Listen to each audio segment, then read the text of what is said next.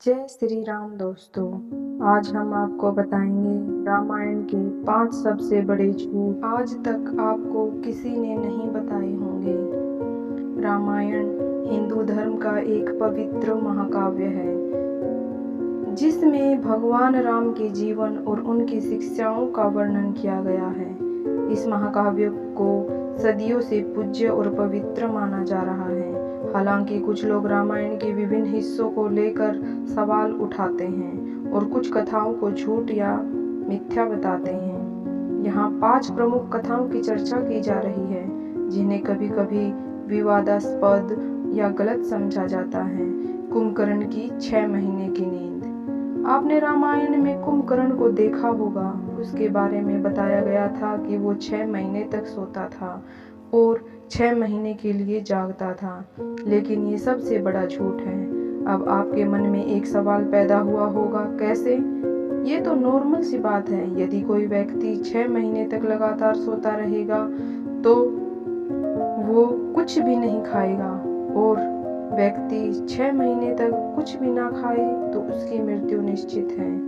Number 2, Hanuman ji का द्रोणगिरि पर्वत उठा कर लाना। हनुमान जी का द्रोणगिरि पर्वत उठा कर लाना ये भी रामायण ग्रंथ का प्रमाणिक परिदृश्य नहीं है। आपने अपने घर में हनुमान जी की फोटो में देखा होगा कि हनुमान जी हाथ में पहाड़ लेकर आसमान में उड़ रहे हैं। दोस्तों, ये बिल्कुल गलत है। मानते हैं हनुमान जी बलवान थे, लेकिन उन्होंने पूरा पर्वत नहीं उठाया था।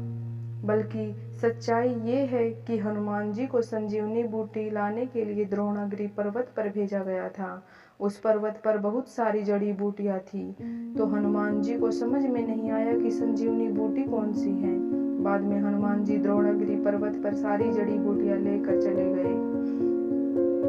नंबर 3, वनवास के 14 साल के दौरान लक्ष्मण जी का नहीं सोना। कुछ कथावाचकों का ये कहना है कि जब तक श्री राम और सीता वनवास में थे तब तक राम के छोटे भाई लक्ष्मण कभी नहीं सोए थे। ये भी रामायण का एक बड़ा झूठ है। आप और हम सब जानते हैं कि रामायण की रचयिता महर्षि वाल्मीकि जी के द्वारा लिखी गई है, और उन्होंने खुद एक श्लोक में लिखा है कि अथ रात्राम व्यतीताम सुप्तमंतरम प्रबोधयामास शनैर्लक्षणम रघुनंदनम। इस श्लोक में कहा गया है कि रात पूरी होने के बाद भी श्री राम धीरे धीरे लक्ष्मण जी को भी उठाते थे। तो यहाँ से ये बात सिद्ध हो जाती है कि लक्ष्मण जी सोए थे। नंबर 4, राम सेतु के पत्थर तैरते हैं। आज भी सभी लोग ये कहते हैं कि श्री राम ने रावण की लंका में जाने के लिए जो राम सेतु बांध बनाया था उसमें पत्थरों पर श्री राम लिख कर तैराया था, और लोग आज भी इस बात को मानते हैं, लेकिन ये बात बिल्कुल गलत साबित हुई। इसका सच जानने के लिए वाल्मीकि द्वारा लिखी गई रामायण पढ़नी चाहिए। खैर, हम अपने विषय पर आते हैं। राम सेतु के पत्थर तैरते हैं। पता नहीं ये मिलावट कहाँ से और किसने की। अब आप महर्षि के द्वारा लिखा श्लोक पढ़ते हैं।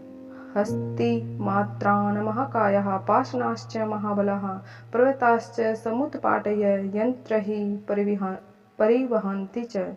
इस श्लोक में कहा गया है कि उन महाकाया मतलब विशाल और महाबली हस्तियों ने बड़े बड़े पत्थर और पर्वतों को तोड़कर समुद्र तट पर लाना शुरू किया। इस श्लोक में ऐसी कोई बात नहीं बताई गई कि पत्थरों को तोड़ तोड़कर उन पर श्री राम लिखा गया। नंबर 5, सबरी के झूठे बेर। आपने रामायण का ये सीन तो जरूर देखा और सुना होगा। जब वनवास के समय श्री राम जंगल में जा रहे थे, एक कुटिया में सबरी ने राम और लक्ष्मण को झूठे बेर खिलाए थे। तो चलिए अब हम महर्षि वाल्मीकि द्वारा रचित रामायण के अरण्य कांड के श्लोक को पढ़ते हैं। मया तु विविधम वन्य संचितम पुरुषर्भ तवार्थे पुरुष व्याघ्र पंपायास्तिर संभवम। यानी कि सबरी ने श्री राम और लक्ष्मण को पुरुष श्रेष्ठ मानकर अतिथि सत्कार किया था। सबरी जो फल व फूल पंपा सरोवर के पास एक वन से तोड़कर लाई थी और उससे श्री राम और लक्ष्मण का स्वागत किया था। तो यहाँ पर यह बात नहीं लिखी है कि सबरी ने झूठे बेर खिलाए थे। धर्म से कोसों दूर रहने वाले व्यक्तियों ने बताया कि उस समय जाति प्रथा को खत्म कर दिया गया। रामायण के प्रमुख कथाओं को झूठ के रूप में प्रस्तुत किया गया है, जो अक्सर विवादास्पद और गलत समझी जाती हैं। लेख में कुंभकर्ण की 6 महीने की नींद, हनुमान जी का द्रोणागिरी पर्वत उठाना, लक्ष्मण का वनवास के दौरान नहीं सोना, राम सेतु के पत्थरों का तैरना और सबरी के झूठे बेर जैसी कथाओं को चुनौती दी गई है। लेख का उद्देश्य है कि इन कथाओं के पीछे की वास्तविकता को सामने लाया जाए और यह बताया जाए कि ये कथाएं शायद काल्पनिक या गलत तरीके से प्रस्तुत की गई हैं। हालांकि ये कथाएं हिंदू धर्म में गहरे धार्मिक और सांस्कृतिक महत्व रखती हैं और इन्हें समझने के लिए उचित ऐतिहासिक और धार्मिक संदर्भों की आवश्यकता है। जय श्री राम। दोस्तों, आपको ये जानकारी कैसी लगी? ये जानकारी आपको अच्छी लगी है तो लाइक करें, शेयर करें, हमारे चैनल को सब्सक्राइब करें। ऐसी महत्वपूर्ण जानकारियाँ आप लोगों को मिलती रहेंगी।